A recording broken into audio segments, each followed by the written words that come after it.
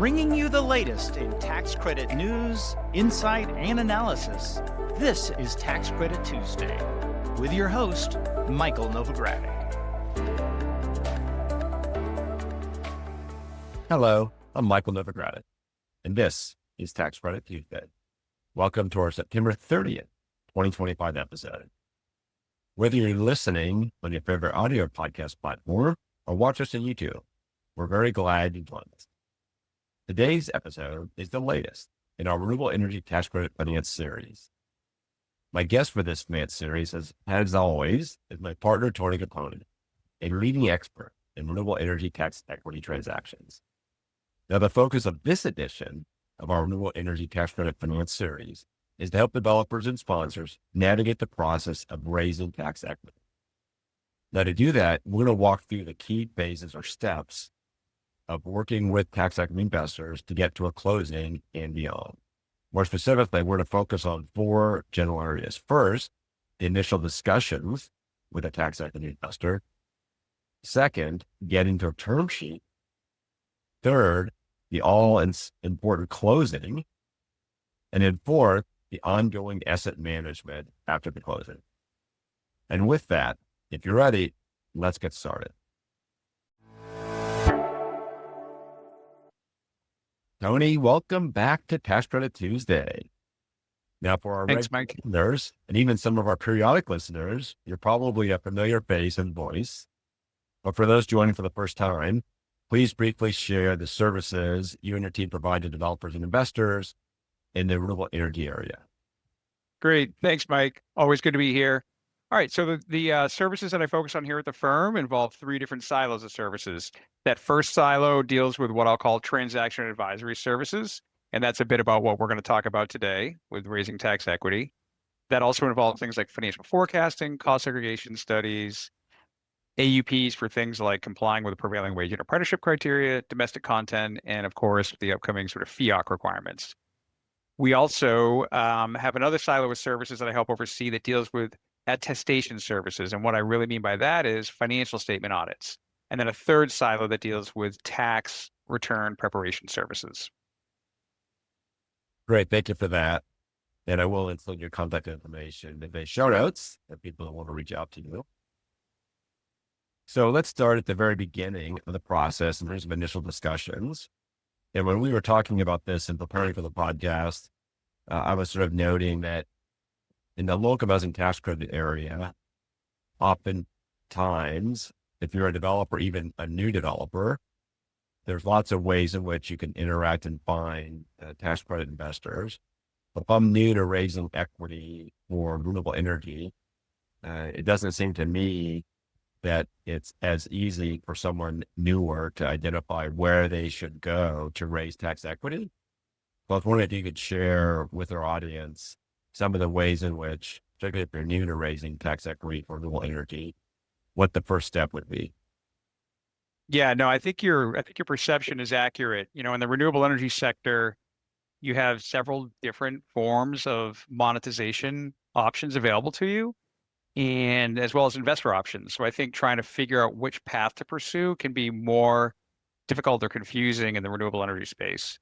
And so, you know, that first step usually entails getting educated on the marketplace and what the latest sort of trends are, what the different investor options look like.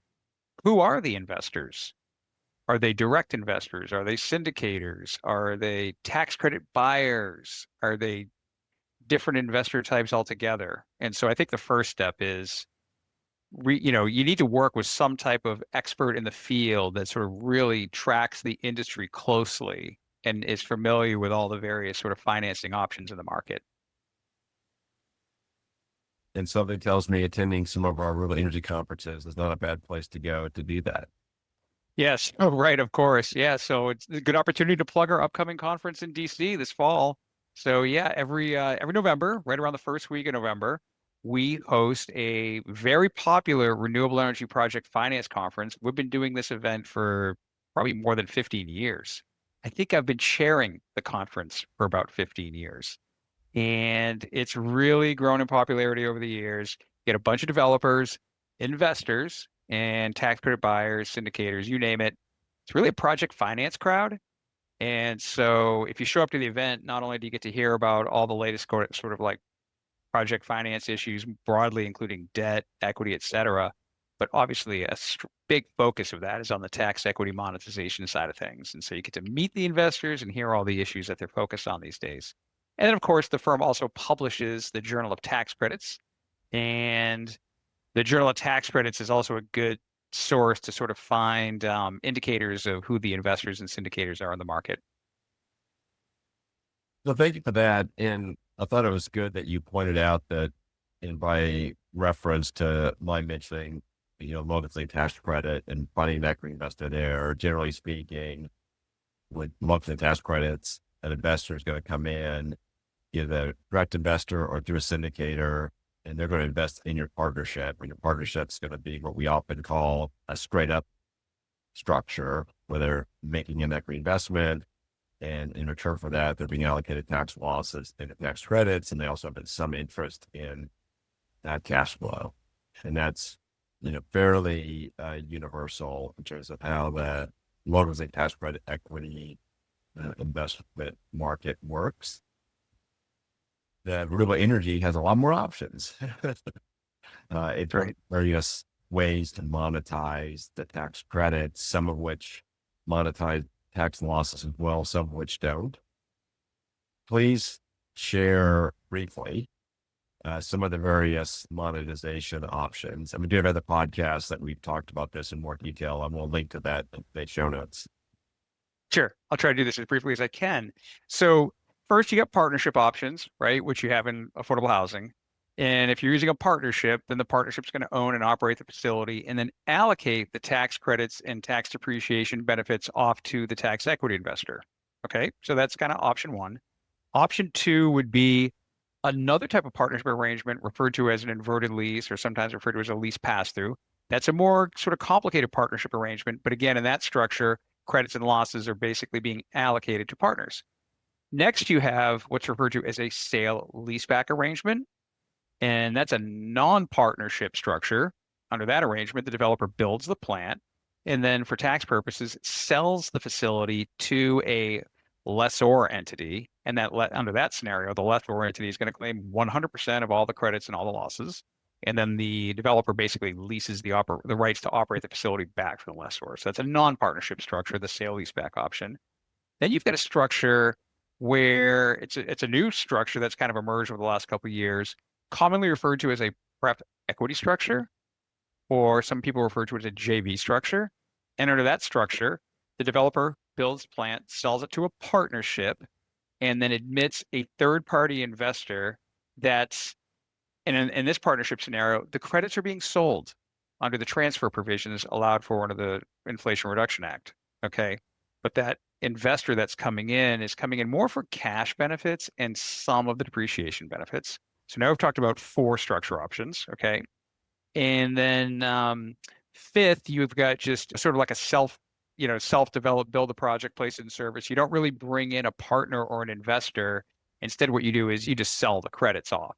And under that scenario, you're monetizing the credits via a tax credit buyer, but you're not really monetizing the depreciation benefits with outside investor. You as a developer are choosing to sort of find a way to monetize those depreciation benefits on your own.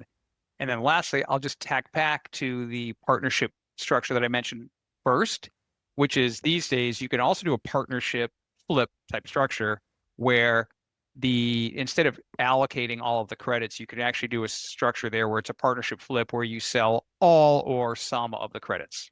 And so right there, I just kind of rattled off quickly 5 or 6 different sort of tax credit monetization options that developers at some point need to evaluate to figure out what's sort of the best fit for that deal.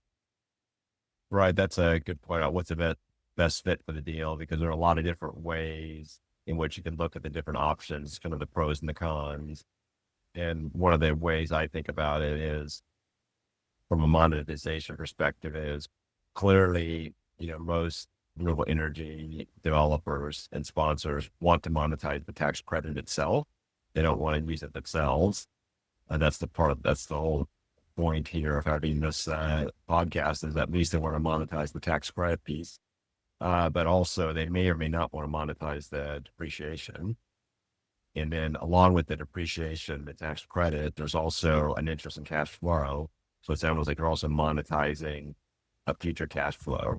So you think of the investors, having an interest in those three, and then depending upon the desire of the sponsor developer to be basically monetizing the depreciation and more cash flow can affect the choices among a variety of other factors, to be sure. Indeed.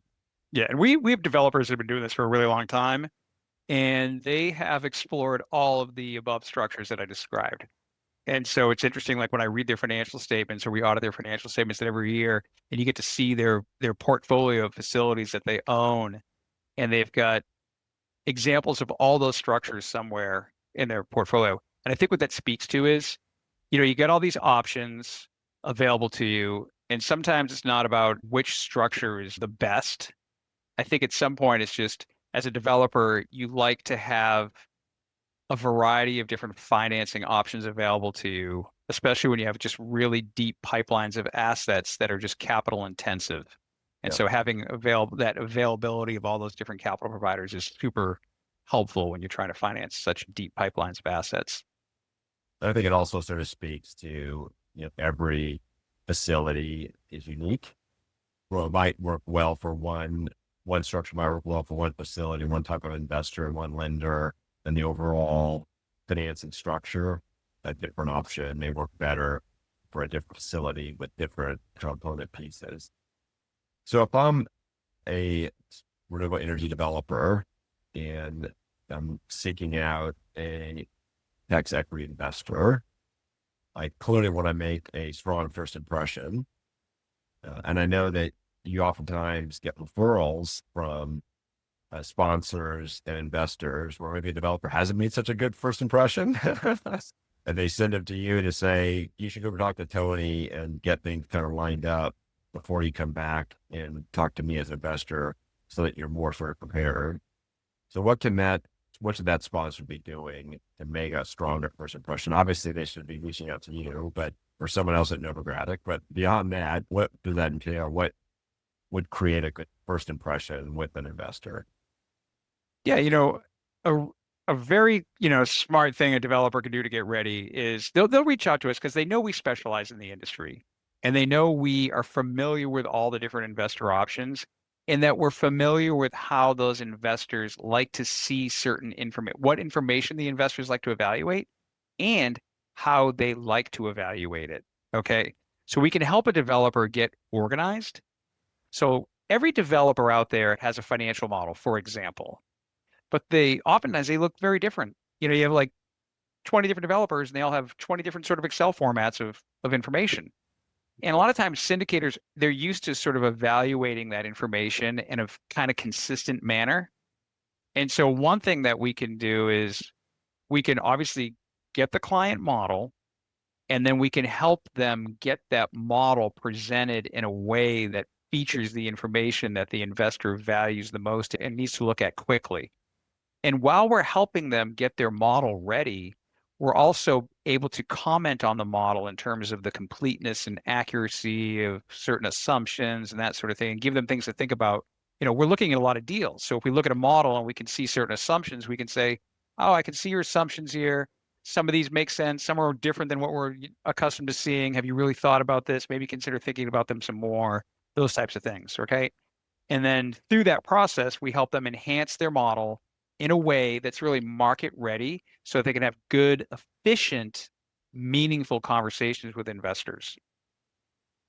No, I also think about it as, most facilities will have sort of more than one model in the sense that the lender might have certain underwriting assumptions and the rest, investor, different underwriting assumptions, the developer, different underwriting assumptions based upon, their need. There's clearly a lender or an equity investor is going to want to have a conservative underwriting a set of assumptions, where the developer is probably more interested in what do they actually think is going to happen. Right. Based upon so it is interesting because dealt with that before, where there's just a variety of different models that we want to be mindful of. So when you think of the financial projections, what are some of the aspects of the projections that the investors are most focused on during these initial meetings?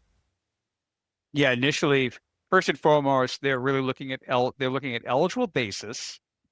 Okay, because that tells that you use eligible basis to calculate the tax credits. So the investor's trying to do some preliminary sort of underwriting of the eligible basis. They're also very concerned with the timing of when the facility is going to get placed in service. The tax credit makes up by far the largest share of the investor's return. So getting comfortable with the amount of that credit and when that credit is going to be delivered is very important. Now, obviously, they're also looking at the projected sort of operations because they're trying to also get a bit of a feel for the cash flows that are going to be available to support their priority return. Most tax equity investors do require some form of an annual priority distribution to support their return. So the investor wants to do some sort of preliminary analysis around cash flows to support priority returns, and then also to give them a bit of a feel for timing of tax depreciation benefits. Now, at this stage, they're not doing an exhaustive underwriting of these issues, right, and these deal parameters, but they're trying to do some sanity checks of whether or not the eligible basis kind of makes sense based on the size of the facility. Eligible basis per watt is an important metric that investors look at. And so if you get a facility that's of a certain size, an investor will have an impression about what that eligible basis number should be. Okay. And so they're trying to get a feel for whether or not the developer is sort of like overstating what the realistic eligible basis might be. And so they're looking at your construction costs, your estimated construction costs, which costs you're putting into eligible basis and which you're excluding, right?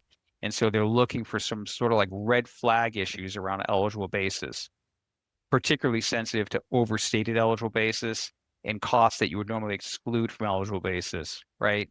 And so much more focus on the tax benefit and then some degree of focus on the cash flows for the most part. So in these initial discussions with the investor, how does a developer think about the different ownership structures? Is it more that the investor has a preferred ownership structure, or the investor has a couple of options and the developer has to just decide if one of those work for him or her, or that, can to what extent can the developer say, this is a structure that I prefer? Right. Great. Because earlier I sort of explained like 5 to 6 different options. Right. It's not like every investor offers all of the options.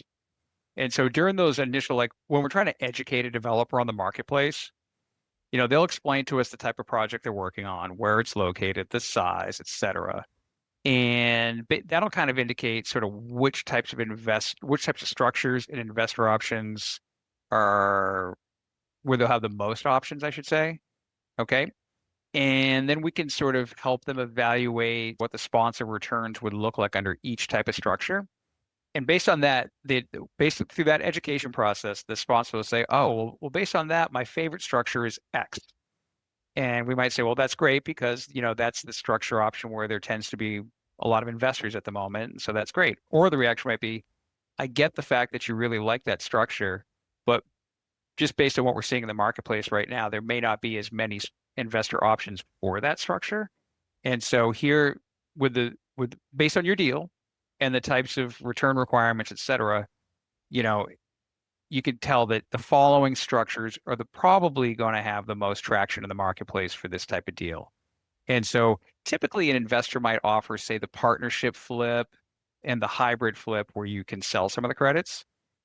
So an investor might offer like 1 or 2 different structure options, but they're not going to offer all. So one investor might offer a couple partnership types of structures. One investor might be exclusive to the sale leaseback structure, and that's the only structure they work with. Some other investor might be exclusive to just the pref equity structure. And then obviously you got some that just do the tax credit buy scenario. And so it's rare that you're going to find one source that makes available all the different investor options. And so that's another important sort of benefit we bring to the table, is being able to help them understand which investors offer the various structures.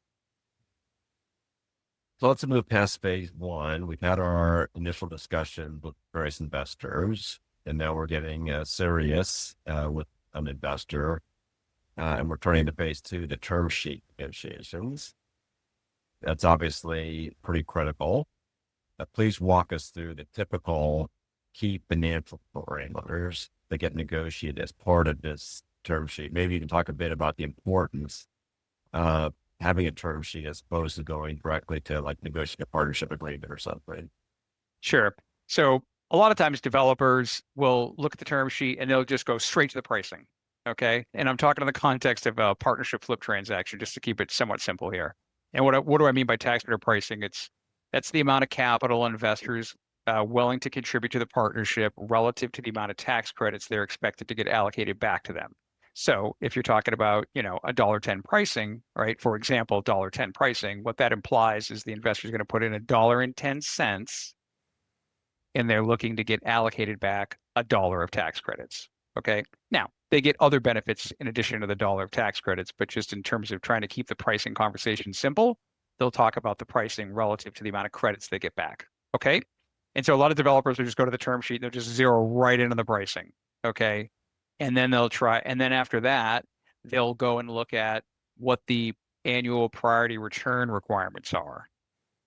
And then after that, they go and they look at what the under a call option scenario. The call option scenario is once the tax credits have been fully vested by the investor, there's usually an option built into these partnership arrangements where the sponsor has the option to redeem the investor's interest at the point in time that the investor's benefits have been fully vested. Make sense? Okay. And so that's referred to as the call option pricing. That's the amount that the sponsor has to pay to get the investor out of the transaction. And so usually developer just zeroes right in on tax credit pricing, annual priority return, and how much do I have to pay the investor to get them out of the deal. Okay. And if they're satisfied with those three things, then oftentimes they can just start to like really glaze over all the other fine print. Okay. But it's within that fine print that can be costly if you don't read it carefully or get the language sort of fleshed out in enough detail. And what I'm referring to there are things like change in tax law provisions, okay? Requirements for due diligence. Who's paying for the closing costs? Does the investor pay for some of the financial closing costs? Does the developer pay for all those closing costs? I talked about change in law provisions. Like, what if there's a change in law that's detrimental to the investor? What does that mean for the sponsor? Does the sponsor have to make the investor whole for any negative change in tax law provisions, right? What about upward adjusters? Sometimes a term sheet might say, and the developer may not tune into this, but the term sheet might say that, look, we agree to $1.10 pricing, but in no case are we going to put in more than X dollars of equity. Meaning if the project runs into cost overruns, the pricing of $1.10 starts to dilute.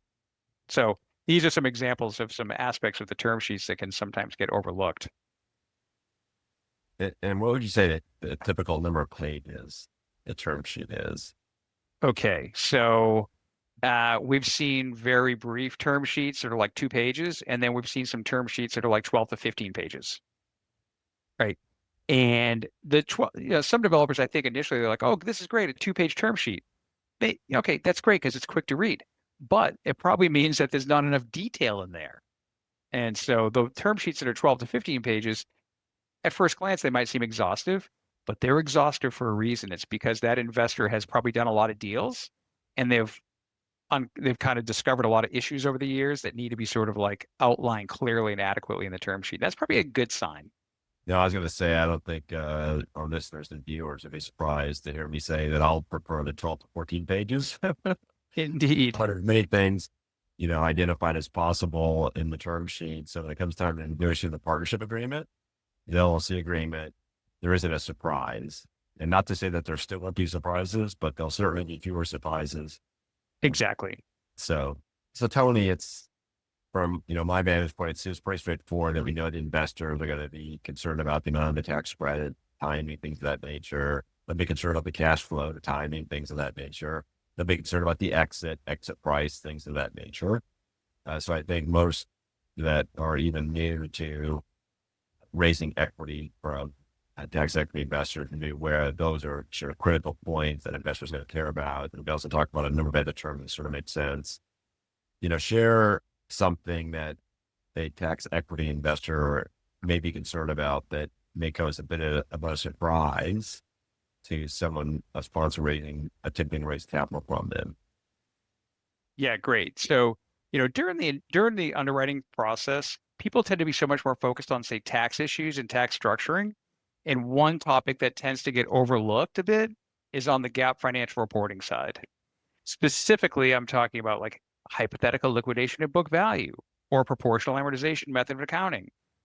These are accounting issues that are very important to investors, but maybe the sponsor hasn't fully understood yet and really understand what it entails to sort of provide the investor with those reporting needs.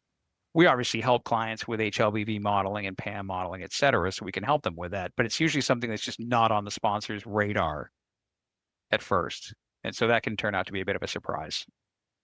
Got it. And then before we actually get to the closing process, this is going to be a transitional question to the closing process. What are some of the common deliverables to get to a closing?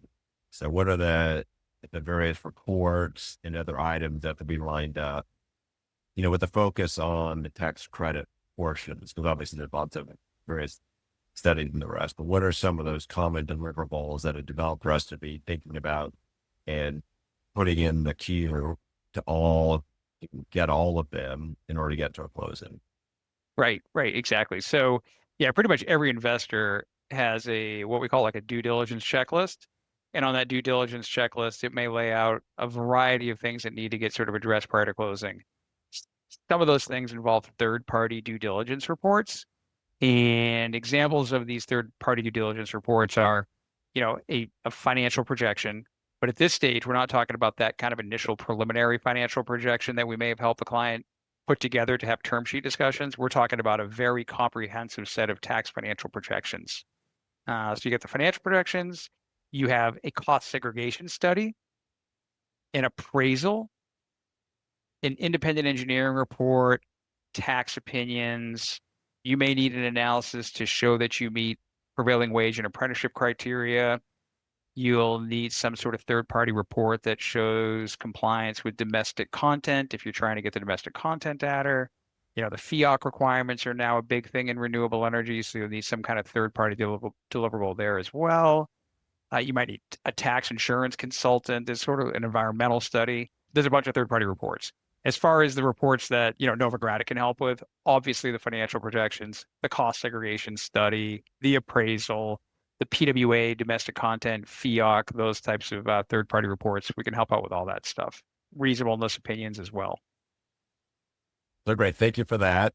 And there were a lot of acronyms, a lot of information embedded in all that you just said. So for those that are less familiar with some of what you just discussed, you might want to listen to some of the other podcasts in our Renewable Energy Tax Credit Finance series, as well as reach out to Tony or someone else at Novogradac.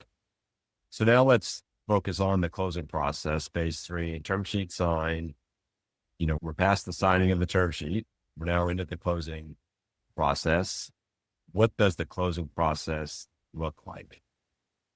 Yeah, so it takes, months, not days, first off. And so most developers, as you can imagine, are looking to close as soon as they possibly can.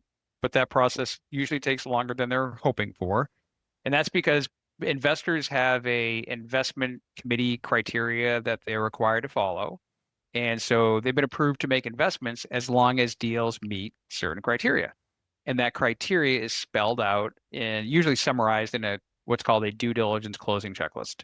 And if you look at that checklist, you could have over 100 items on that checklist, even on just one facility. And they range from everything from financial issues to environmental issues to more technical reviews and all that sort of stuff. And all those items have to get addressed prior to closing. And these third-party due diligence deliverables are referred to. All those deliverables will start being drafted once the closing process starts. And usually the investor won't close until all those deliverables are in final form. And those deliverables, they depend on all the other items in the checklist to be completed.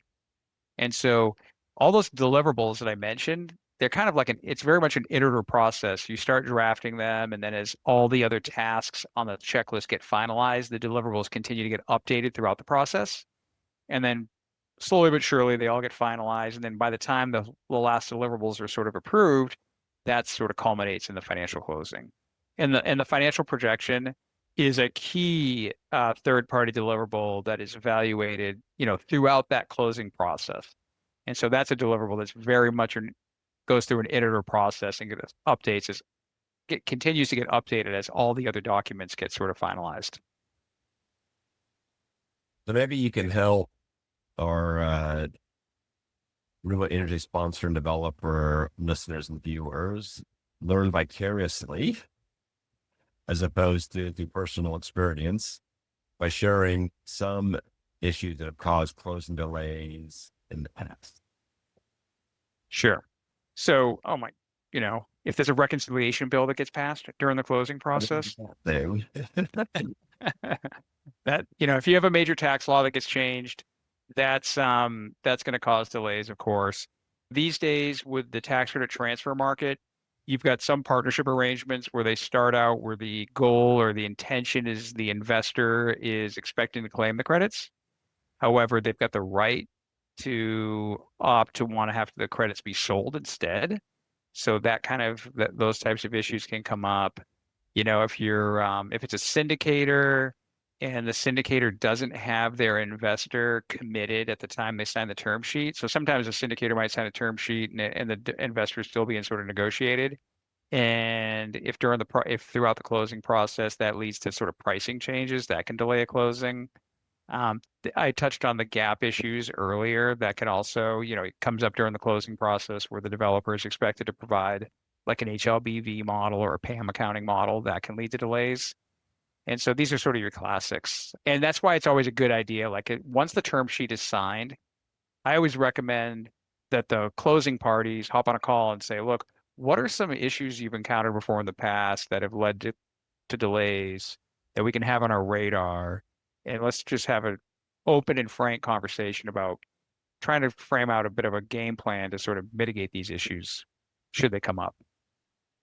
Let's move past phase 3, the closing, to phase 4, post-closing.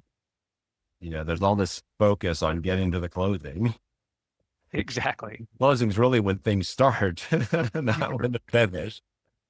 So if you could share for our audience, some of what's involved in asset management once a transaction's closed. Right. Yeah. You close the deal, the developer has the equity from their investor, and everybody's happy. They're all excited. They go to the ribbon cutting, they go to the Novogradac conference, have a closing dinner, and everything's great, right? But there's life after closing and asset management. And the developer has to, they have to operate the facility. They have to facilitate making priority return payments. They have to deliver K-1s to the investor that report the tax credits and loss benefits. The developer has to provide annual financial statement audits. They have to provide quarterly unaudited financial statements usually, meet debt service payments. The sponsor has to do, quarterly cash flow calculations, et cetera. There's just an ongoing number of things, especially on the financial reporting side, that the developer has to provide the investor. And so it's important to kind of have somebody on your staff and have people assigned to know how to deal with these ongoing sort of investor reporting and cash flow payment requirements. Speaking of K1s, financial statement, gap calculations like HLBV, what are some steps that developers can take to ensure accurate and timely reporting these items? Right. So a very common, so the partnership agreement will dictate when K1s or tax returns and financial statement audits have to be provided to the investor. And so if you're a developer, you need to read your partnership agreement to make sure you understand these time deadlines. And then you need to work with your accounting firm to get on board with and kind of back into those timelines. Like when we work with our clients on financial statement audits and tax deadlines, we have a pretty good feel for how long it takes to complete financial statements, audits, and tax returns. And we can help educate our clients on when do they need to close their books and records into the year. in order to provide them to us so we can start to an audit so that we can prepare the tax returns and meet their investor timelines. So I think it's good to work with parties that are familiar with the industry and have enough experience to work with you to plan so you can have sort of financial reporting success. So I asked you about the K1 financial statements at HLBV. That's, it's obviously throughout the operation sort of phase, also throughout the operation phase, or cash flow distribution obligations, priority of return, and what are best practices for a developer to ensure they're complying with the priority return requirements? Right.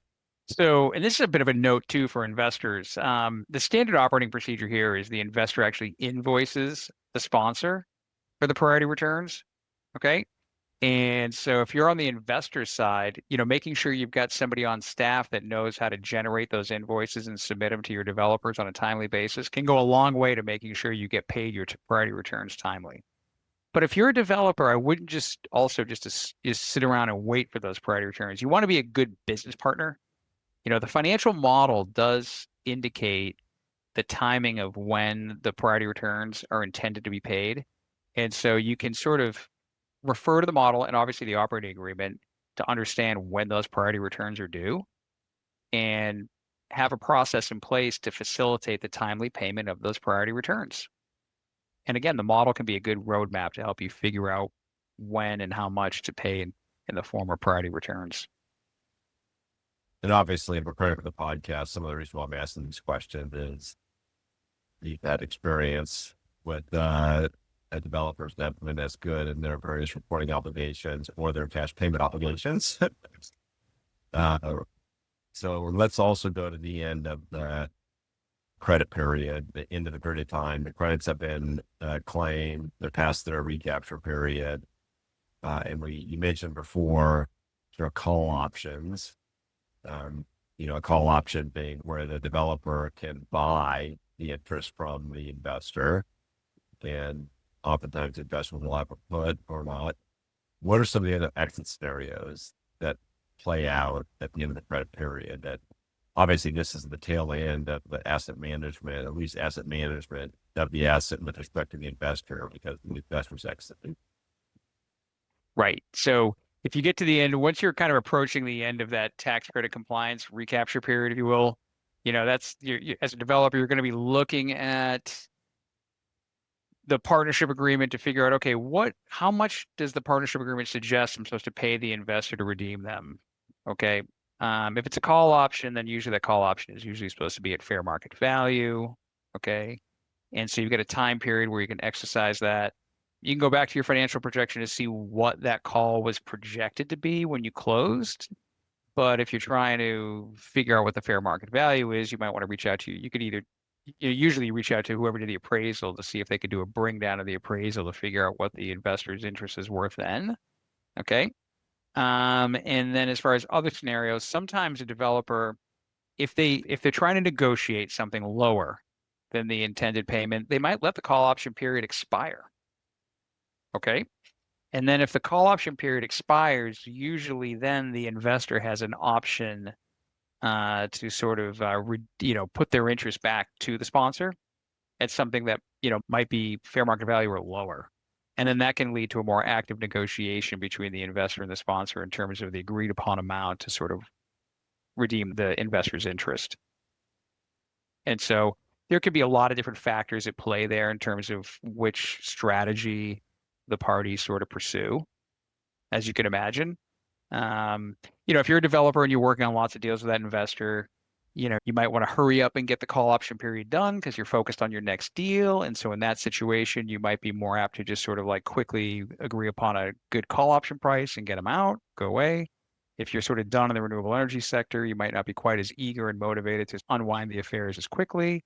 You might also be looking at the long-term operations of the partnership to figure out, look, the investor's flipping down to say 5%. I'm actually okay with them staying in the deal. Some investors are totally fine staying in the deal too. And so they might say, that's fine. If you want to leave us in the deal, that's fine. I'll just stay. So those are also some considerations as well, just to kind of keep the partnership intact.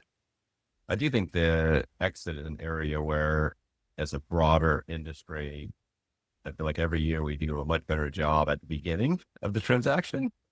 The classic begin with the end in mind.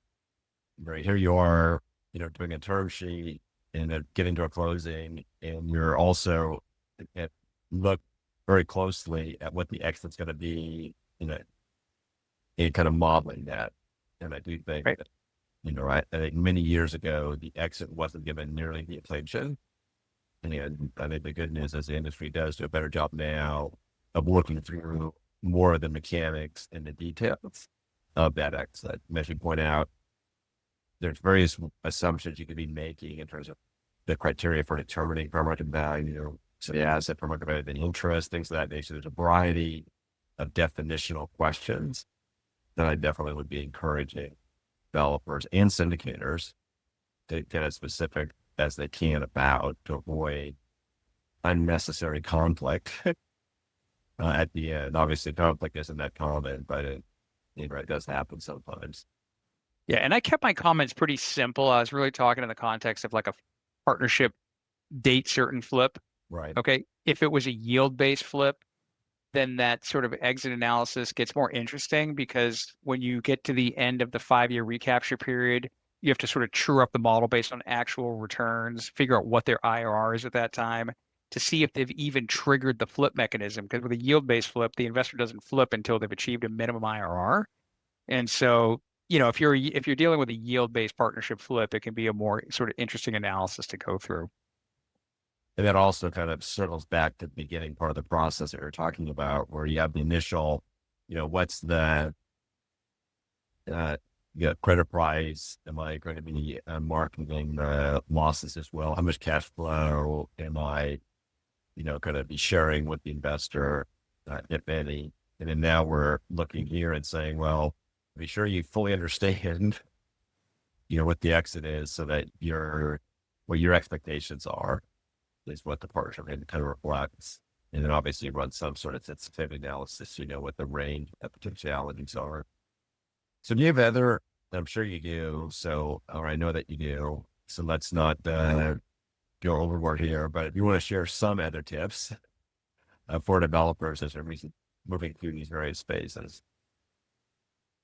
Yeah, I mean, you want to reach out to us, understand your options. And even if you've been doing tax equity for a while, but you've been locked into one sort of path, existing, folks that have been doing this for a while can also benefit from like a refresher in terms of reaching out to us and figuring out what's the broader market doing. Maybe you've been working with one investor or one type of structure for years, and you're not really familiar with what the benefits are of the other structures and the other investors.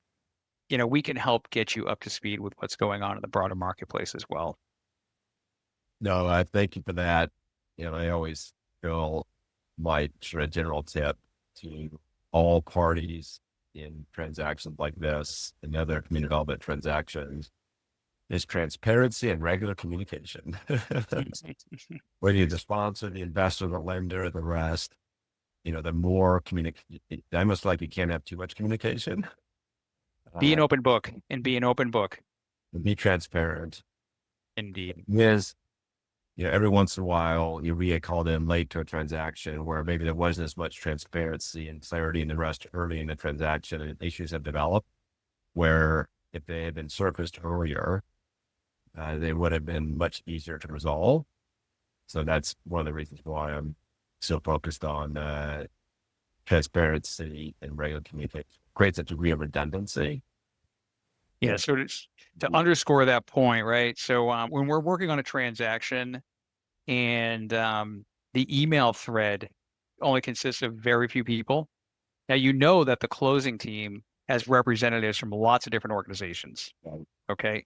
But when you're working with a client that they're sort of like only dealing with their accountants on their accountant email thread, and then they've got a separate thread for their lender and a separate thread for their investor, it just makes you nervous that they're sort of picking and choosing what they're saying to each party. Okay. And that just increases the chances that there's some issue being discussed on the side that not everybody's aware of that could become a bigger issue down the road. One, and it's, when you have the different silos, one silo may not know this is an issue to the other silo. Right. And I can appreciate the desire to have silos and that can be more, quote, efficient, but that efficiency comes at a cost of some issue being resolved in a way that causes a problem somewhere else. Exactly. There's kind of a complex overlay of a variety of parties and interests. And that's why it was mentioned kind of redundancy. You could look at it on the one hand and say, from an efficiency perspective, maybe all these people don't have to know all of this, and it's true. The question is, whatever efficiencies you gain there come at the cost of something not getting identified till late in the process that has a notable cost. So that's a broader metaphysical question. long term sheets, long detailed term sheets and long email threads, or where you've got all the transaction parties on one thread, I think is generally the way to go. I agree with that. Yeah. But Tony, I want to thank you for sharing your insights and expertise today. And as I mentioned earlier to our audience, I will include Tony's contact information over the show notes. Please do reach out to Tony or someone else at Novogradac with any questions that you might have about working with tax credit equity investors or other community development tax incentive finance tools. And before we wrap up this week's podcast, I do want to remind everyone to subscribe to Tax Credit Tuesday on your preferred platform. And please do share the podcast with your colleagues who may benefit from a wide variety of discussions we have on the podcast. And if you're watching on YouTube, please take a moment to like and comment on the video. It helps others discover these important conversations. And also, I want to note you can check out our Renewable Energy Tax Credit Finance Series playlist on YouTube. And we do have a full archive of episodes at www.novoco.com. Okay, Tony, we've reached the off mic section. And this is where we give a shout out to someone making a difference in one of the spaces in which we work. And this week we'll focus on renewable energy. And you are the one that developed this shout out concept. So thank you for that innovation on the podcast. And with that, who would you like to recognize this week? Great. All right. So I came up with this concept of the shout out, and it started off where I just kind of give one person a shout out. But as the originator of the shout out concept, I'm going to take the liberty of broadening the shout out recipients. Okay. And this time I was nervous about, providing preferential treatment to just one capital provider, but seeing as we're talking about investors and syndicators and capital providers here, I decided to show my appreciation for this group. I decided to focus on the capital providers that are sponsoring our upcoming Renewable Energy Conference in DC. So we will give a shout out to Advantage Capital, Buildmore, Crux, Key State, Monarch Private Capital, Raymond James, Foss & Company, NTCIC, Reunion, and Lux Speed Capital. Excellent. Thank you for that shout out. I echo the shout out. I look forward to seeing all those sponsors and many of our listeners and viewers of the podcast at the Renewable Energy Conference in November. And let me say thank you, Tony. And to our audience, I'm Mike Novogradac. Thanks for watching and thanks for listening. This weekly podcast has been brought to you by Novogradac & Company, LLP. Archived podcasts are available online at www.novoco.com/podcast or by subscribing to the Tax Credit Tuesday podcast in iTunes, Spotify, YouTube, Google Podcasts, Stitcher, and Radio Public. You can find related links referenced in this podcast on our website at www.novoco.com/podcast. Novogradac & Company, LLP is a national certified public accounting and consulting firm with offices nationwide. Learn more about our professional services at www.novoco.com.